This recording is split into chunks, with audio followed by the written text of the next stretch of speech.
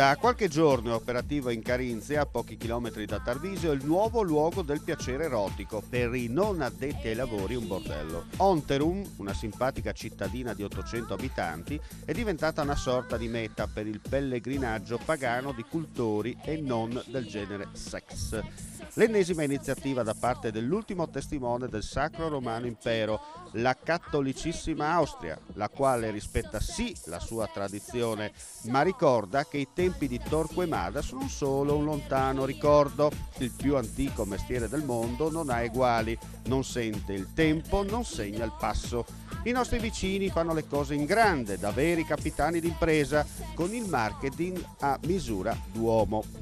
Intanto bisogna fare cassa con chi abita nelle vicinanze e allora vai con la giornata delle porte aperte, senza biglietto, tanto per far conoscere, capire e apprezzare il servizio, riservato solo ai maggiorenni. Poi la seconda fase, quella di esportare il suono del tam tam verso l'Italia, perché tutti sanno che il maschio del bel paese non è secondo nessuno. Un passo, anzi il segno della modernità e del concetto di Europa, poco praticato, mai praticato dalle nostre parti, perché noi siamo conservatori e rispettosi. Certo, certissimo, anzi probabile. Fantasia.